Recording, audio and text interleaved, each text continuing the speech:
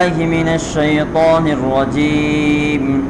بسم الله الرحمن الرحيم. ولما دخلوا على يوسف آوى إليه أخاه قال إني أنا أخوك فلا تبتئس بما كانوا يعملون. فلما جهزهم بجهازهم جعل السقاية في رحل أخيه ثم أذن مؤذن أيتها العير إنكم لسارقون. قالوا وأقبلوا عليهم ماذا تفقدون؟ قالوا نفقد صواع الملك ولمن جاء به حمل بعير وأنا به زعيم. قالوا تالله لقد علمتم ما جئنا لنفسد في الأرض وما كنا سارقين.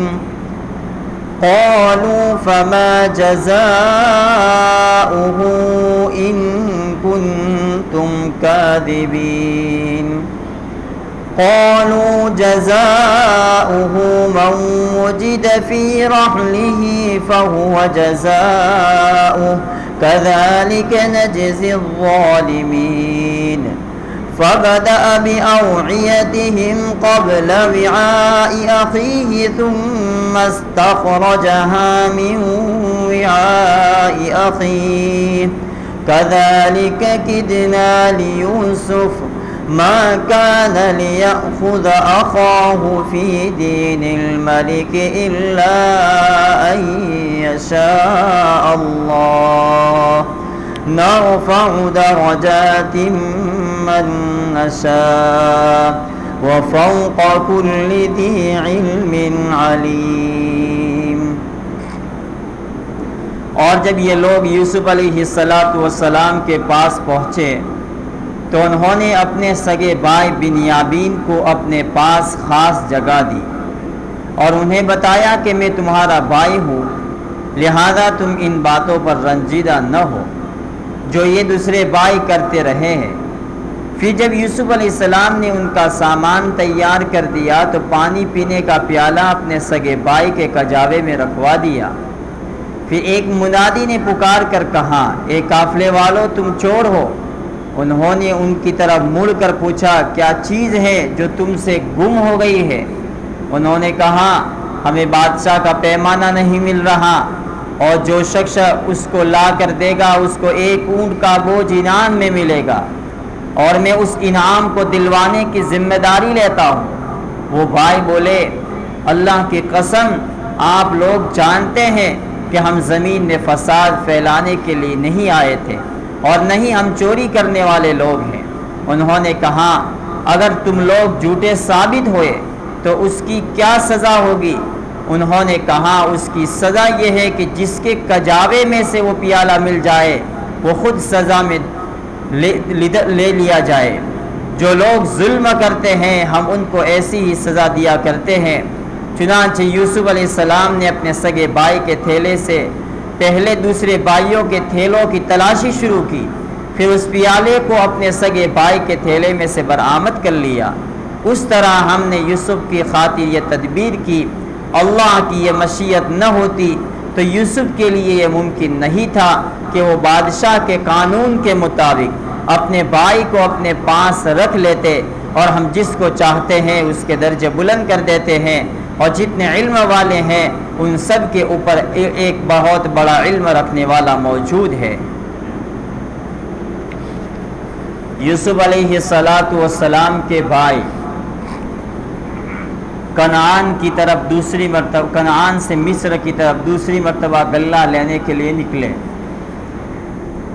یوسف علیہ السلام کے بھائی جب مصر پہنچے ہیں تو مصر پہنچنے کے بعد ان کو باپ کے درخواست کے مطابق اور رائے کے مطابق کہہ دیا تھا کہ الگ الگ دروازے سے داخل ہو جانا. وہ دروازے سے داخل ہو گئے۔ جب بادشاہ یوسف علیہ السلام کو پتہ چلا کہ بھائی آ چکے ہیں، اور جب ان کے سامنے دیکھا کہ یہ تو پہلے 10 تھے اب 11 ہے، تو ان کو پتہ چل چکا جو یہ زیادہ ہے وہ بنیامین ہے جو میرا سگا بھائی ہے۔ یوسف علیہ السلام اپنے بھائی بنیامین کو کیسے پہچان لیا؟ حالانکہ اپنے بھائی بنیامین سے جدا ہوئے تو 40 سال کا فاصلہ ہو چکا تھا۔ مفسرین نے لکھا ہے کہ یوسف علیہ السلام کے پاس جب پہلی مرتبہ بھائی 10 آئے تھے، اس وقت ان بھائیوں کے 10 کے چہروں کو آپ نے دیکھ لیا تھا اور پہچان لیا تھا کہ یہ میرے 10 بھائی ہیں۔ لیکن ان 10 بھائیوں میں جو اصلی سگا بھائی تھا یوسف علیہ السلام کا بنیامین، وہ نہیں آیا تھا۔ اس وقت یہ چہرہ انہوں نے نہیں دیکھا تھا۔ تو جب یہ دوسری مرتبہ بنیامین کو لے کر کے یہ 11 بھائی آ گئے سامنے، تو یوسف علیہ السلام سمجھ گئے کہ اس میں جو نیا چہرہ ہے وہ میرا سگا بھائی بنیامین ہے۔ تو انہوں نے اپنے بنیامین بھائی کو پہچان لیا۔ انی انا اخوک، حضرت مولانا مفتی شفیع صاحب دامت رحمۃ اللہ علیہ نے اپنی کتاب میں معارف القرآن میں لکھا ہے کہ یوسف علیہ السلام نے ایک ترکیب کی کہ ہر 2 بھائی کو ایک کمرے میں ٹھہرا دیا، تھے کل 11۔ جب ہر بھائی کو 2 بھائی کو ایک کمرہ دے دیا جائے گا تو 5 کمروں میں 10 آرام سے رہیں گے اور آخر میں 1 بچ جائے گا۔ یوسف علیہ السلام نے وہ اللہ کے بھائی جو دوسری ماں سے تھے ان کے لیے ایک کمرہ دے دیا اور کہہ دیا کہ بھئی تم ایک کمرے کے اندر 2 بھائی داخل ہو جاؤ اور رہنا شروع کر دو۔ اب جب بھائی سب کے سب اب رہنے کے لیے چلے گئے تو آخر میں بچے تھے وہ بنیامین۔ جب وہ آخر میں بچے تھے بنیامین، ان بنیامین کو کہہ دیا کہ پھر ایک کام کرو، تم میرے ساتھ رہ جاؤ۔ جب تمہارے بھائی تمہارے ساتھ رہ گئے، تم اکیلے پڑ گئے ہو، تو تم میرے ساتھ ہو جاؤ۔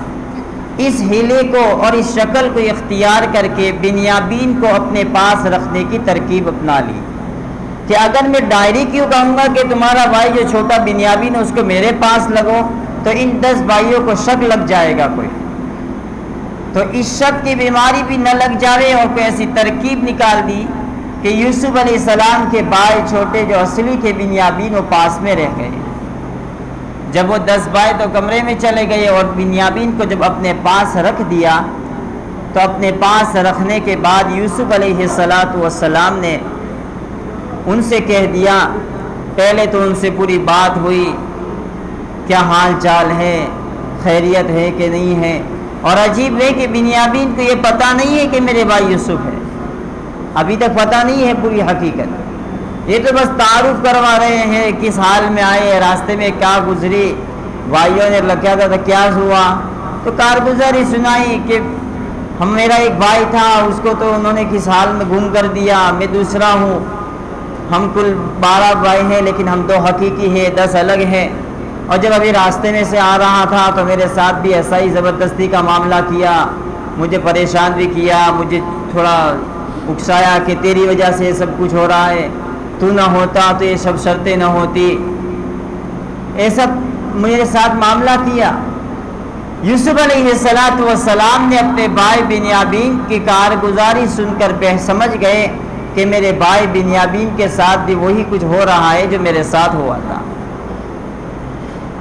جب بات پوری سامنے آ گئی تو پھر یوسف علیہ السلام نے ان کے غم کو، ان کی تکلیف کو، ان کے اوپر پریشانی کو دور کرتے ہوئے فرمایا، انی انا اخوک، گھبرانے کی ضرورت نہیں، ڈرنے کی ضرورت نہیں، میں تمہارا بھائی ہوں۔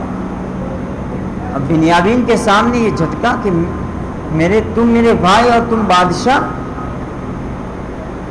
جب یہ بات کہی بنیامین کے سامنے تو مفسرین نے لکھا ہے کہ یوسف علیہ السلام نے بنیامین سے یوں کہا کہ انی انا اخوک، میں تمہارا بھائی ہوں اور تمہارا سگا حقیقی بھائی ہوں۔ جو آج کل لوگ بات کر رہے تمہارے بھائی کہ ان کو تو گم کر دیا ہے، اصل گم نہیں ہو گیا، میں بادشاہ بن کے میں یہاں تک پہنچ چکا ہوں، میں بھائی ہوں تمہارا۔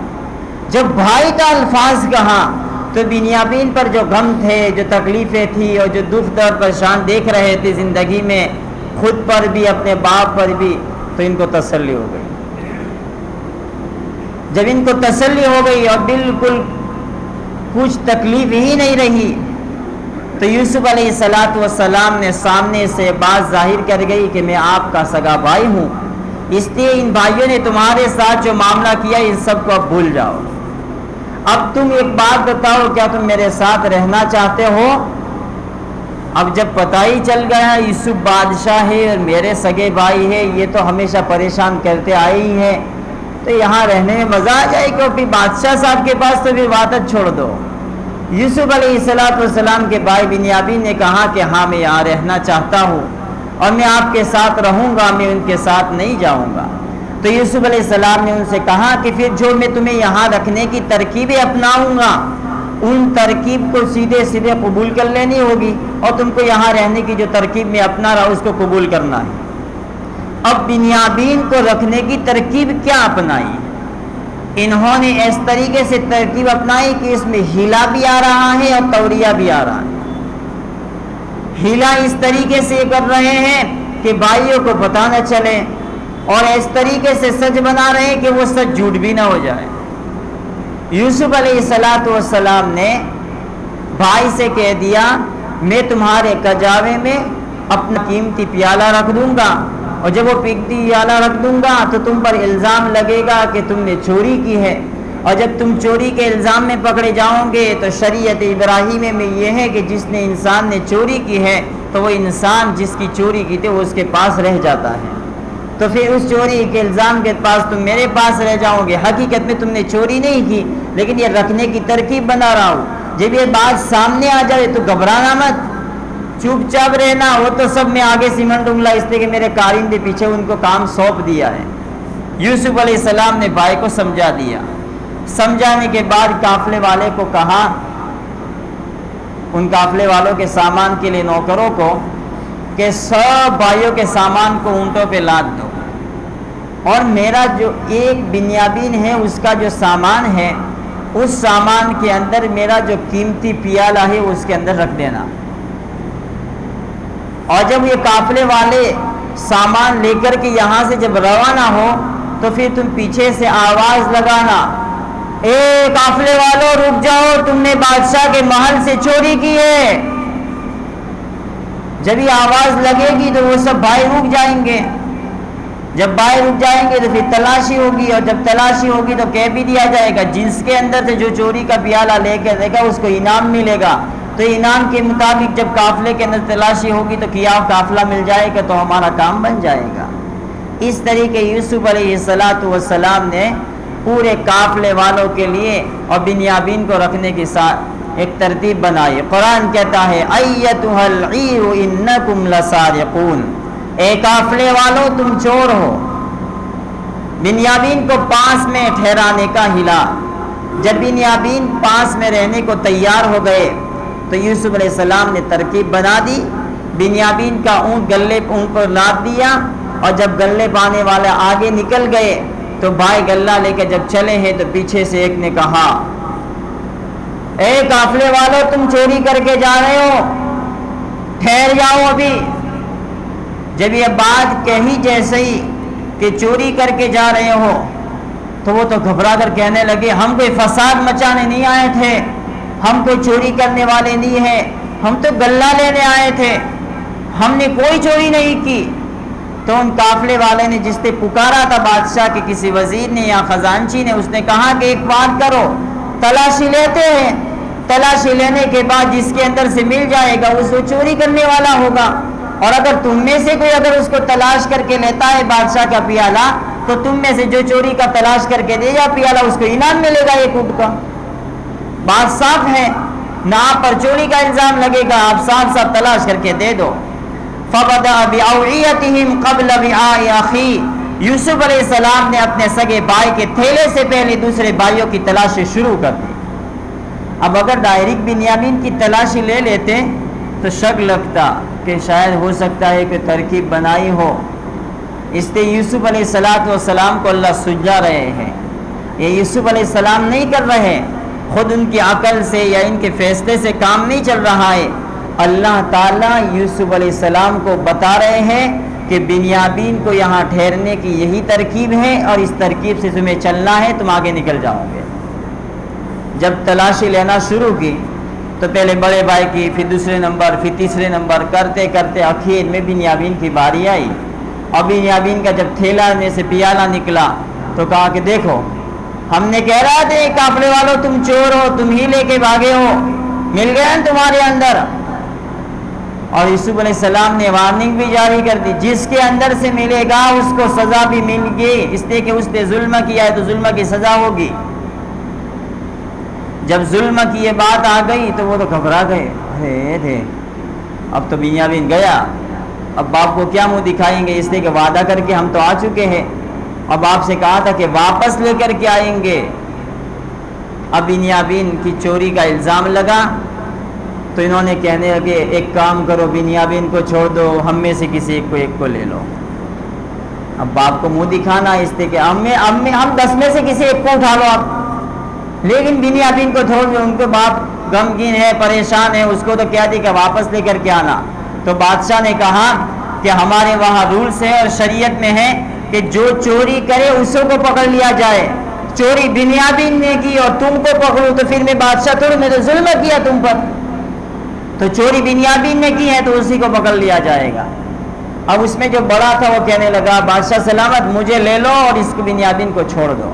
یوسف علیہ السلام نے کہا کہ ہمارے ایسا ظلم نہیں ہوتا، جو انصاف پہلے ہو چکا ہے اور ہم نے کہہ دیا ہے کہ جو چوری کرے گا ان سے الزام لگے گا تو ہم سزا دیں گے۔ اب سزا کیا عائد کی گئی؟ اس طرح ہم نے یوسف کے خاطر تدبیر کی۔ اللہ تعالیٰ کا نظام بھی تو دیکھو، جب کامل افعال بندے ہوتے ہیں تو اللہ کے مظہر کے افعال ہوتے ہیں، اللہ تعالیٰ خود ان کو سلجھا رہے ہوتے ہیں۔ یوسف علیہ السلام اگر اپنی ترتیب سے چلتے تو وہ کسی نہ کسی بیچ میں پھنس جاتے ہیں، لیکن اللہ تعالیٰ نے یوسف کے دل میں بات ڈالی تھی، اس لیے اللہ فرماتے ہیں، حدیث میں ہے، جب بندہ میرا مقرب بن جاتا ہے تو پھر میں اس کے آنکھ بن جاتا ہوں، جیسے وہ دیکھتا ہے، میں کان بن جاتا ہوں جس سے وہ سنتا ہے۔ یہ بندے کے لیے کتنا بڑا اعزاز ہے کہ جب وہ اللہ کے احکام پر پورا اترتا ہے تو اللہ تعالیٰ اپنے غیبی طریقے سے اس کے کام کو سلجھا رہے ہوتے ہیں۔ ما کان لیأخذ اخاہ فی دین الملک، یوسف کے لیے ممکن نہیں تھا کہ وہ بادشاہ کے قانون کے مطابق اپنے بھائی کو اپنے پاس رکھ لیتے۔ وہاں جو اصل پی ایم جو بادشاہ تھا اس قانون کے مطابق تو بھائی کو رکھ نہیں پا سکتے تھے یوسف علیہ السلام، کوئی چارہ ہی نہیں تھا۔ یہ جو ترکیب بنائی ہے وہ یوسف علیہ السلام نے ان کے ابا دادا پر دادا ابراہیم خلیل اللہ علیہ السلام کی شریعت کے مطابق۔ ابراہیم خلیل اللہ علیہ السلام کی شریعت میں یہ تھا کہ اگر کوئی چوری کر لیتا تھا تو جس نے چوری کی ہے اور جس کی چوری کی ہے تو وہ چوری کرنے والے کو جس کی چوری کی ہے وہ اس کو پکڑ لیا کرتا اور کہتے تھے کہ اب یہ ہمارے پاس رہے گا۔ ان کی شریعت میں یہ تھا، سزا یہ نہیں ہوتی تھی کہ اس نے چوری کی اور دوسرے کو پکڑ لیا جائے۔ اب جب ابراہیم خلیل اللہ علیہ السلام کے طریقے پر لگ دیا تو شریعت میں جو تھا انہوں نے اس عمل کو کر دیا، تو بادشاہ کا قانون کو ماننے کی بجائے شریعت کے قانون پر آ گئے۔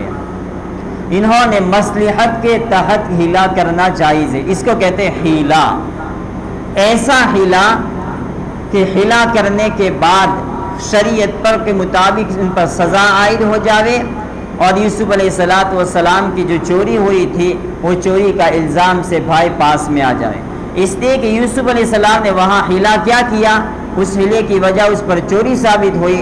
جب چوری ثابت ہو گئی تو یوسف علیہ السلام نے اپنے بھائی بنیامین کو اپنے پاس رکھ لیا، کیونکہ بھائی خود بھی شریعت ابراہیم کے مطابق چوری کی سزا پہلے ہی بتا چکے تھے کہ ہماری شریعت میں یہی ہے کہ جو چوری کرے گا اس کو تم لے لینا۔ یوسف علیہ السلام نے تو کہا نہیں بلکہ بھائیوں نے کہا اگر چلو چوری کر لینا ہمارے اندر سے تو تم لے لینا جس چوری کرے، اس مطابق چوری کیا سزا عائد ہو گئی۔ وہ کبھی بھی ان کو پاس نہیں رکھ سکتے اگر اللہ ان کو ترتیب نہ سمجھاتا۔ یہاں شریعت میں ہے کہ توریہ کسے کہتے ہیں؟ توریہ اسے کہتے ہیں کہ انسان مصیبت سے بچنے کے لیے کوئی ایسی ذو معنی بات کر دے کہ جس کا مفہوم کچھ اور ہو اور سمجھنے والا کچھ اور سمجھے، یعنی بات تو سچ ہو مگر اپنے انداز سے کی جائے کہ اگلا بندہ وہ اپنے مطلب سے بات سمجھے۔ اب کیسے؟ اس کی چند مثالیں بیان کرتا ہوں۔ ابراہیم علیہ السلام جس علاقے میں رہتے تھے، ان کا پورا گھرانہ، پورا ملک کا بت پرستی میں جڑا ہوا تھا۔ ابراہیم علیہ السلام ان کو سمجھاتے تھے لیکن وہ سمجھتے نہیں تھے۔ تو ابراہیم علیہ السلام کے ملک میں ایک قانون تھا کہ سال میں ایک دن آتا تھا جس میں میلہ لگتا تھا شہر کے باہر، اور لوگ وہاں جاتے تھے اور وہاں عیاشی، تماشی، بدماشی کیا کرتے تھے۔ لیکن ابراہیم علیہ السلام ایسے شریعت کے خلاف پروگرام میں جانے کو پسند نہیں کرتے تھے۔ تو ایک مرتبہ قوم نے آ کر کے کہا کہ ابراہیم، ہم باہر فنکشن کر رہے ہیں، میلہ لگ رہا ہے، آپ چلیے ہمارے ساتھ۔ تو ابراہیم علیہ السلام نے کہا میں تو نبی ہوں، اب میں نبی بن کر کے ان کی اس کام میں کیسے جا سکتا ہوں؟ تو انہوں نے ایک بات کہی، انی انا سقیم، ارے لوگوں میری طبیعت ٹھیک نہیں ہے، ابھی میری طبیعت ٹھیک نہیں ہے، میں نہیں آ سکتا ہوں۔ اب ظاہر میں وہ لوگ یوں سمجھے کہ حقیقتاً میں ابراہیم علیہ السلام بیمار ہیں، اور ابراہیم علیہ السلام سمجھے کہ میں جو بیمار ہوں جسمانی بیمار نہیں ہوں بلکہ روحانی بیمار۔ روحانی بیمار اس لیے کہ جو کام کرتے تھے وہ شریعت کے خلاف تھے، اور جب اللہ کے کسی نیک بندے کے سامنے شریعت کے خلاف جب کوئی کام کیا جاتا ہے تو ان کی جسمانی روحانی بیماری ہوتی ہے۔ وہ لوگ تو یہ سمجھے کہ اصل میں بیمار ہے، اور ابراہیم علیہ السلام سمجھے کہ میں تو روحانی بیمار ہوں۔ یعنی ایسی بات کہہ دی کہ کہنے والا بھی جھوٹ نہیں ثابت ہو رہا ہے اور سامنے والا بھی سمجھ رہا ہے کہ چلو بیمار ہے۔ پھر اس کے بعد جب قوم فنکشن میں چلی گئی، وہاں پہنچ بھی گئی، تو وہ تو انہوں نے تو بت بنا دیے تھے الگ الگ، شتنگڑے بتنگڑے، جتنے کنکر اتنے شنکر، اور اس میں جو سب سے بڑا سردار تھا وہ بیچ میں رہتا تھا، اور چاروں طرف ان کے چھوٹے چھوٹے رہتے تھے۔ ابراہیم علیہ السلام نے کہا کہ ان کو سب کو سیدھا کرنے پڑیں گے، نہ کسی کو فائدہ دیتے ہیں نہ کسی کو فائدہ پہنچانے دیتے ہیں۔ تو لیا کلہاڑا اور ادھر سے ادھر سارے کے سارے بت توڑ دیے، اور اس میں جو سب سے بڑا نیتا تھا نا اس کے کندھے کے اوپر کلہاڑا لٹکا کر گھر چلے گئے۔ جب گھر آ گئے تو وہ فنکشن نمٹا کر کے گھر پہ آئے تو دیکھا کہ ہے ہمارے تو سب کنکر کے شنکر مرے ہوئے ہیں، اور ایک بڑا وہاں کلہاڑا ہے۔ اب وہ سیدھے ان کو پتہ لگ گیا کہ ابراہیم جو ہوگا، چلو ابراہیم کے پاس جاتے ہیں۔ اب ابراہیم علیہ السلام کے پاس پہنچے، تم نے بوتے توڑ دیے، ہم نے کہا تم آئے نہیں، اور ہمارے ساتھ یہ کیا، ہمارے سب کے سب بت توڑے، ہمارے سب بھگوانوں کو توڑ دیا تم نے۔ ابراہیم علیہ السلام نے کہا کہ میں نے نہیں کیا، بل فعلہ کبیرہم، بلکہ یہ کام تو اس کے بڑے نے کیا ہے۔ اب یہاں دو مطلب، ان کے بڑے نے کیا کہ اگر دیکھا جاوے تو شریعت پر چلنے کے لیے میں سب سے بڑا ہوں، اس لیے ان کو ظاہر نہیں ہونے دیا کہ میں نے کیا، بلکہ کہا مجھے کیا پوچھتے ہو، فَالْبَالَهُ كَبِيرُهُمْ، اس بڑے نے کیا ہے۔ اب وہ سمجھے کہ ہاں وہ جو سب سے بڑا بت ہے جو کندھے پہ لٹکائے کلاڑی، اس نے سب کو توڑ دیے ہیں۔ ابراہیم علیہ السلام نے ایسا جملہ کہہ دیا کہ بات اپنے پر نہ آئی، سیدھی چلی گئی سب سے بڑے بت کی طرف۔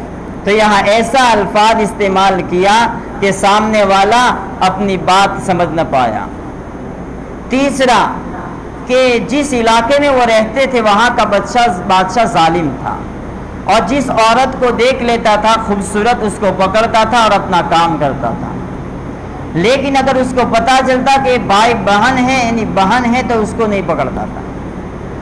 ابراہیم علیہ السلام اپنی اہلیہ بی بی سارہ کو لے کے ساتھ جا رہے تھے۔ اب ظالم بادشاہ نے کارندوں کو کہہ دیا تھا اگر کوئی ایسی خوبصورت عورت مل جائے تو پکڑ کے میرے پاس لے آنا۔ اب جس راستے سے جا رہے تھے تو سارہ کو اللہ تعالیٰ نے خوبصورتی عطا فرمائی تھی کہ اب ان لوگوں کو دونوں کو دیکھ لیا تو وہ پولیس والے آ گئے اور کہا کہ چلو۔ انہوں نے کہا کہ کہاں چلیں؟ کہ بادشاہ سلامت۔ واہ رے واہ، بادشاہ سلامت نے بلا دیا، مسئلہ ٹیڑھا ہو گیا۔ جب وہاں پر پہنچے ہیں تو پہنچنے کے بعد پوچھا کہ کہاں سے آئے، کیسے آ گئے؟ اور تم دونوں کا رشتہ کیا ہے؟ اگر یوں کہیں کہ بیوی ہے تو عزت کا مسئلہ ہے. تو انہوں نے کہا پتہ تھا کہ یہ بادشاہ بہن کو نہیں پکڑتا. تو یوسف ابراہیم علیہ السلام نے کہا، اس کا جواب دیا، اختی، یہ میری بہن ہے. جب انہوں نے کہا کہ یہ میری بہن ہے تو بادشاہ سلامت سمجھ گیا کہ ہم بہن کو تو پکڑتے نہیں ہیں، لیکن یہاں بہن کہاں تھی؟ یہاں تو بیوی تھی. لیکن ان کا مقصد ابراہیم علیہ السلام کا کیا تھا کہ انما المؤمنون اخوہ، مسلمان بھائی بہن ہیں. المسلم اخو المسلم، مسلمان تو بھائی ہوا کرتے ہیں. تو ابھی ٹائم پروائی طور پر شریعت کی طرف سے اگر دیکھا جائے تو ہم بھائی بہن ہیں. اصل میں تھے تو میاں بیوی، لیکن توریہ ایسا جملہ استعمال کیا کہ وقتی طور پر بھائی بہن سمجھ رہے ہیں. تو بادشاہ تو سمجھ لیا کہ یہ بھائی بہن ہے، اور ابراہیم سمجھ رہے کہ یہ تو میری بیوی ہے. تو بادشاہ نے کہا کہ جب ایسی بات ہے بہن تو چھوڑ دو پھر ان کو ان کی حالت میں. ایسا جملہ استعمال کر کے بیوی تو چھڑ گئی. ویسا ہی ان شریعت ابراہیم کے کہنے کے مقصد کے مطابق سمجھنے والوں نے کچھ سمجھا اور کہنے والوں نے کچھ اور کہہ دیا. جب نبی پاک صلی اللہ علیہ وسلم اور صدیق اکبر ہجرت کر کے مکہ سے مدینے جا رہے تھے تو غار ثور کے سفر کو ختم کر کے 3 دن جب مدینے کی طرف روانہ ہوئے تو ایک انسان نے پیچھا کر دیا. جب وہ پیچھا کر دیا، بیچ میں راستے میں ایک بندہ ملا. اس نے کہا کہ یہ کون ہے؟ ابو بکر سے پوچھا کہ یہ ساتھی کون ہے؟ اب ابو بکر صدیق رضی اللہ تعالیٰ نے سمجھے اگر میں یوں کہوں گا کہ یہ جناب رسول اللہ صلی اللہ علیہ وسلم ہے اور اس کو پتہ لگے گا تو یہ مکے میں جا کے پتہ لگائے گا تو یہ لوگ آ جائیں گے، نبی کے تو یہ دشمنی ہے. اب کیسے استعمال کروں کوئی جملہ کہ سانپ مر جاوے اور لاٹھی میری ٹوٹے نہیں. تو حضرت ابو بکر صدیق نے تاریخی جواب دیا جس کا جملہ سنو، ھذا رجل یہدینی السبیل، یہ وہ ہستی ہے جو مجھے راستہ دکھاتی ہے. سامنے والا یہ سمجھا کہ ہو سکتا ہے جو سفر میں نکلے ہیں تو یہ راستہ بتانے والا کوئی ہوگا جو اس شخص کو راستہ بتا رہا ہے. اور ابو بکر صدیق نے جو جملہ استعمال کیا ان کے من کے مطابق کہ یہ وہ ہستی ہے جو مجھے جنت کا راستہ بتا رہا ہے. اب یہاں نہ جھوٹ آ رہا ہے، سامنے والا کچھ اور سمجھ رہا ہے، کہنے والا کچھ اور بات کہہ رہا ہے. اس کو کہتے ہیں اس انداز سے الفاظ استعمال کرنا کہ بات اپنی جھوٹ نہ ہو اور سامنے والا کچھ اور بات سمجھ لے. ایسے ہی ہمارے دور میں جس وقت انگریزوں کا دور چل رہا تھا اس وقت علماء کو پکڑنے کی وارننگ جاری کر کے پھانسی کے پھندے پہ لٹکایا جا رہا تھا. تو انگریز افسر نے اعلان کیا کہ جہاں پر مولانا قاسم نانوتوی مل جاویں ان کو پکڑ کے لا کر پھانسی پہ چڑھا دو. اب پولیس تو جانتی نہیں تھی کہ مولانا قاسم نانوتوی کون ہے، بہت بڑے اللہ والے تھے. تو پولیس ڈھونڈتے وہ مسجد کے باہر صحن پہ کھڑے تھے وہاں پر پہنچ گئی اور ایک دم سادے سمپل تھے، پتہ نہ چلے کہ یہ مولانا قاسم نانوتوی ہوں گے. پولیس آ کر کہا ارے بھائی قاسم نانوتوی کو پہچانتے ہو جو بہت بڑے علماء میں سے عالم ہے؟ تو وہاں قاسم نانوتوی کہہ رہے اب تو مر گیا میں، یہ تو پاس میں پہنچ گئی. تو جہاں کھڑے تھے وہاں سے تھوڑے ہٹ گئے اور تھوڑے ہٹنے کے بعد کہا ارے اب بھی جہاں کھڑے تھے وہاں سے تھوڑے دور ہو گئے چند قدم پیچھے اور کہا اب بھی جہاں کھڑے تھے. تو پولیس والے سمجھے کہ ہاں اب بھی یہاں کھڑے تھے تو ابھی یہاں سے کہیں بھاگ گئے ہوں گے. اب وہ پولیس والے تو یہاں سے بھاگ گئے اور حضرت کمرے میں آ گئے. اور پولیس والا سمجھا کہ یہ تو قاسم نانوتوی نہیں ہے، وہاں قاسم نانوتوی کہ میں ہی تھا، لیکن توڑیا ایسا استعمال کیا پولیس والا سمجھا کہ یہاں سے بھاگ گئے. اللہ تعالیٰ نے ان کو تو بچا لیا. اس کو کہتے ہیں توریہ. ایسا جملہ استعمال کرے کہ سامنے والا کچھ اور سمجھے، کہنے والا کچھ اور سمجھے. یہی استعمال حضرت یوسف علیہ السلام نے کر بھی دیا اور اپنے بھائی کو وہاں پہ رکھ دیا. ہمارے امام محمد رحمۃ اللہ علیہ نے کتاب لکھی ہے، اس کتاب کا نام ہے کتابۃ الحیل، یعنی ہیلے کی کتاب. کہ ایسے الفاظ ایسے مضامین انہوں نے نقل کیے ہیں کہ کسی انسان کو حیلہ اختیار کرنا ہو توریے کی شکل میں تو اس کی یہ شکل ہوتی ہے کہ جس شکل سے اختیار کرے، ورنہ اس کے لیے دماغ بھی ہونا چاہیے. ایسا طریقہ اختیار نہ کرے ہمارے جیسے کہ ہم تو کہہ بھی دے پکڑے بھی جاوے، لیکن ہمارے اندر ایسی سمجھ اور عقل مندی ہو کہ شریعت سے ایسی بات کرے سامنے والا بات نہ سمجھ پائے. دوسری کہ حیلہ کی بھی چند مثال ہے. میں نے وہاں توریہ استعمال کیا کہ وہ سچ سچ نکل آوے جھوٹ نہ ہو. یہاں ایک حیلہ کی ترتیب بتا رہا ہوں. ایوب علیہ السلام کی عورت نے بیماری کے زمانے میں ان کی اتنی خدمت کی کہ خدمت کرنے کا حق ادا کر دیا کہ حضرت ایوب علیہ السلام بیماری میں 7 سال زندگی کے گزارے. ایک مرتبہ ان کی اہلیہ سے کوئی بھول چوک ہو گئی جس پر ایوب علیہ السلام نے قسم کھا لی کہ ان کے بعد میں محسوس ہوا کہ اگر قسم توڑوں گا تو میاں بیوی کا تعلق بحال ہوتا ہے اور اگر تعلق بحال نہ کروں تو قسم بجا سکتا ہے. یعنی انہوں نے یہ قسم کھائی تھی کہ میں تجھ کو 100 کوڑے ماروں گا. اب 100 کوڑے مارنا عورت کو تو حیلہ اختیار کرنا پڑے گا. اب 100 کوڑے لگے کیسے؟ تو اللہ تعالیٰ نے ترکیب دی. خذ بیدک ضغثا فاضرب به ولا تحنث. اللہ تعالیٰ کی رحمت ان کی طرف متوجہ ہوئی اور فرمایا کہ تم 100 لکڑیوں کا ایک گٹھا بنا دو اور بنا دینے کے بعد ایک ہی دفعہ ان کے اوپر مار دو. تو تم نے جو 100 مارنے کی کہا تھا کوڑے تو یہ لکڑیاں مار دوں گے تو تمہارا حیلہ اختیار ہو گیا. اب وہ بھی تمہاری ہو جائے گی، دوسرے اور کی نہیں ہوگی، تمہارے نکاح میں رہ جائے گی. اسی طرح یوسف علیہ السلام نے بھی حیلہ کیا. اپنے بھائی کو رکھنا چاہتے تھے اور ان کو بھائیوں کی مصیبت سے بچانا بھی چاہتے تھے. چنانچہ آپ نے یہ ترتیب بنائی کہ خود اپنا پیالہ ان کے گندم میں رکھ دیا اور برآمد کرنے کے بعد اپنے بھائی بنیامین کو اپنے پاس رکھ لیا اور ان کا یہ حیلہ 100% درست رہا. اور یہ جو حیلہ اختیار کیا تھا ان کو اللہ کی طرف سے کہا گیا تھا کہ اس طریقے سے کرنا تھا. یوسف علیہ السلام نے اپنی سمجھ سے نہیں کیا تھا. یہ حیلہ اختیار کرنا شریعت میں جائز ہے، لیکن شریعت کے خلاف حیلہ اختیار کرنا ناجائز ہے. اب اس کا ایک نکتہ سمجھیے کہ جائز مقصد حاصل کرنے کے لیے یہ حیلہ تو اختیار کر سکتے، لیکن حکم خدا کو توڑنے کے لیے یا حکم شریعت کو موڑنے کے لیے حیلہ جائز ہے تو پھر ایسا حیلہ اختیار کرنا حرام ہوگا. اس کی چند مثالیں ہیں. ہم کو معلوم ہے کہ شریعت نے سفر کی حالت میں روزے کو چھوڑنے کا حکم دیا ہے. اب کوئی ایسا بندہ سست غافل ہو تو وہ کہے کہ اب تو اپنے کو 30 دن تک سفر میں رہو تو روزے رکھنے کی ضرورت نہ پڑے، تو ایسا حیلہ اختیار کرنا ناجائز ہے، کیونکہ وہ اپنے حکم شریعت کو خدا کے قانون کو توڑنے کے لیے کر رہا ہے. تو سفر میں نکل جائے گا تو اس پر سفر پہ جانے کی وجہ سے روزہ نہیں ہوگا، تو ایسا شریعت میں اختیار جائز نہیں ہے.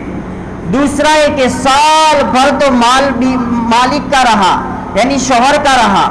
اب پتہ چلا کہ رمضان میں زکوٰۃ نکالنی پڑے گی تو پورا مال عورت کے نام کو کر دیا، پورا نام عورت کے نام کر دیا. جب اس کے نام ہو جائے گا تو اب اس عورت کے نام پر ہو جانے کے بعد 1 سال تو گزرا نہیں ہے مال کا. جب 1 سال گزرا نہیں ہے تو زکوٰۃ واجب نہیں ہے. تو زکوٰۃ نکالنے سے بچنے کے لیے اپنا پورا بوجھ بیوی کے سر پہ ڈال دیا کہ ابھی ٹائم پرواہی رکھ، پھر جب سال ختم ہونے سے پہلے پھر میرے سر پہ آ جائے گا تو زکوٰۃ نہیں نکلے گی. اس طریقے سے حیلہ کرنا بھی شریعت نے جائز نہیں قرار دیا، حرام ہوگا. دوسرا، بنی اسرائیل کو اللہ تعالیٰ نے کہہ دیا تھا کہ شنیچر کے دن مچھلیوں کو نہ پکڑنا. اب حکم خدا کو توڑیں گے تو پکڑے جائیں گے. اب انہوں نے کیا کہ شنیچر کے دن تالاب میں آ جاتے تھے اور آ جانے کے بعد مچھلیوں کو الگ کر دیتے تھے، جالی لگا دیتے تھے اور ایک جگہ چھوٹا ناؤ بنا کر کے اس میں پوچھ دیتے تھے. آج جب ہفتہ ختم ہو جاتا شنیچر کے دن تو اتوار کے دن آتے تھے اور پکڑ لیتے تھے. یعنی اپنی مشیت کو آگے کر دی اور خدا کی مشیت، خدا کے حکم کو پیچھے کر دیا. اللہ تعالیٰ نے فرما دیا کہ جب تم نے اپنی مشیت کو آگے کیا، میرے حکم مشیت کو پیچھا کیا، تو کونوا قردۃ خاسئین، چلو نکل جاؤ، سب کے سارے بندر بن جاؤ۔ اللہ تعالیٰ نے اس حکم کے توڑنے کے اوپر سارے کے سارے کو بندر بنا دیا۔ یہاں ایک بات سمجھ میں آتی ہے اور بار بار دل میں آتی ہے کہ انہوں نے تو اللہ کے ایک حکم کو توڑا، یہ امت تو ہزاروں حکم توڑ بیٹھی ہے، تو ان کے ساتھ یہ معاملہ کیوں نہیں ہو رہا؟ بس وہ جناب رسول اللہ صلی اللہ علیہ وسلم کی دعا آ چکی ہے، اگر وہ دعا نہ ہوتی تو یہ امت کب سے سور، خنزیر اور بندر بن جاتی۔ کون سی دعا؟ جب جاتے وقت کہا تھا اے اللہ میں تو اب تیرے پاس آ رہا ہوں، لیکن میری امت کا میرے بعد کیا ہوگا؟ اس اللہ کے نبی نے جو دعا کی تھی، اللہ نے فرمایا تھا آپ آ جائیے، ہم آپ کی امت کو عذاب نہیں دیں گے ایک ساتھ۔ یہ بس اللہ کے نبی کی دعا آ چکی، اس لیے ہم بچ چکے۔ اگر اللہ کے نبی کی دعا آ نہ آتی تو ہم کسی بھی حالت میں بچ نہ سکتے اور ہم عذاب الہی میں گرفتار ہو جاتے۔ یوسف علیہ السلام نے جو حیلہ اختیار کیا وہ شریعت کے مطابق کیا، اور اللہ نے ان کے ذہن میں بات ڈال دی، چنانچہ آپ نے ارشاد خداوندی کے مطابق ترکیب اپنائی، خود اپنا پیالہ اپنے بھائی کے بنیامین کے گلے میں رکھ دیا، برآمد ہوا، چوری کا الزام لگا، بنیامین کو اپنے پاس رکھ دیا، اور دوسرے بھائی افسوس کے ساتھ گھر واپس چلے گئے۔ اور وہاں جانے کے بعد کیا ہوا یہ اللہ تعالیٰ نے، اور عجیب انہوں نے جملہ بھی کہا تھا کہ فساد ہم مچانے کے لیے ہم نہیں آئے، یہ انہوں نے ڈر اور خوف کی وجہ سے کہ ہم نے جب ایسا کوئی کام کرنے کے لیے آئے نہیں، ہم تو غلہ لینے کے لیے آئے، ہم کوئی فسادی لوگ نہیں ہیں، اور جو لوگ ظلم کرتے ہیں ہم ان کو ایسی ہی سزا پایا کرتے ہیں۔ اب ظلم کی سزا کیا تھی؟ بس رکوانا تھا۔ اب بنیامین یوسف علیہ السلام کے پاس رک گئے۔ اللہ تعالیٰ نے بنیامین کو جو رکوایا اپنے علم کے مطابق، اور وحی کے ذریعے سے اللہ تعالیٰ نے یوسف کو علم دیا۔ اگر یوسف علیہ السلام کو یہ ترکیب نہ بتاتے تو یوسف علیہ السلام اپنے بھائی بنیامین کو یہاں رکھ نہ پاتے۔ اب جب یہاں رکھ ہی چکے ہیں اور جب آ چکے تو بس انہوں نے جاتے جاتے کہا تھا کہ اس کا ایک اور بھائی تھا، اس نے بھی چوری کی تھی۔ جب یہ چوری کا الزام بنیامین پر لگا تو دوسرے 10 بھائی کہنے لگا اس کا ایک بھائی تھا یوسف، اس نے بھی چوری کی تھی۔ اور یوسف علیہ السلام سن بھی رہے ہیں، ایسا نہیں کہ یوسف علیہ السلام نہیں سن بھی رہے ہیں۔ اب دیکھو الزام بنیامین پر ہے چوری کا، اب جب چوری بھائی پر آئی ہے بنیامین، اب اپنے اوپر سے الزام دھونے کے لیے کیا کرے کہ کوئی بات نہیں، اس کا ایک بھائی اور تھا یوسف، اس نے بھی چوری کی تھی۔ اور یوسف علیہ السلام سن رہے ہیں کہ دیکھو مجھ پر الزام بھی لگ رہا ہے غلط۔ اب یوسف علیہ السلام نے وہاں پر ایکشن نہیں لیا، ابھی کہہ دوں گا یوسف ہوں اور سب کو جیل میں پھول دوں گا تو ابھی سب ٹھکانے آ جائیں گے، ایسا جملہ استعمال نہیں کیا، بلکہ اپنے دل کو جو زندگی صبر کرتے ہوئے گزر گئی، اس تانے کے بعد بھی اتنا بڑا دل کر دیا کہ اب صبر کرو، جب تک اللہ کا حکم نہیں پوری حقیقت کے کھولنے کا، تو صبر کیا۔ یہ بھائی پھر واپس چلے گئے روتے دھوتے، پھر کہا ابا جان بنیامین نے تو چوری کی تھی، پیالہ برآمد ہوا، بادشاہ نے تو گناہ کے الزام میں پکڑ لیا ہے، ہم واپس آ گئے۔ اب آگے آنے کے بعد پھر گفتگو باپ اور بیٹے کی ہو رہی ہیں، پھر تیسری مرتبہ غلہ لینے کے لیے آ رہے۔ جب وہ تیسری مرتبہ غلہ لینے کے لیے آ رہے ہیں تو ارشاد خداوندی، اب اللہ تعالیٰ کا نظام کچھ اور ہے۔ ان آیتوں کی تفسیر آئندہ کل ہوگی۔ اللہم صلی علی سیدنا مولانا محمد وعلی آل سیدنا مولانا محمد مبارک وسلم۔ اللہ ہم سب کے گناہوں کو معاف فرما، ہمارے خطاؤں کو درگزر فرما، ہم پہ رحم کا، کرم کا، عفو کا، درگزر کا معاملہ فرما، عافیت کا معاملہ فرما۔ اے الہ العالمین، ہم تیرے نیک بندوں میں شامل فرما۔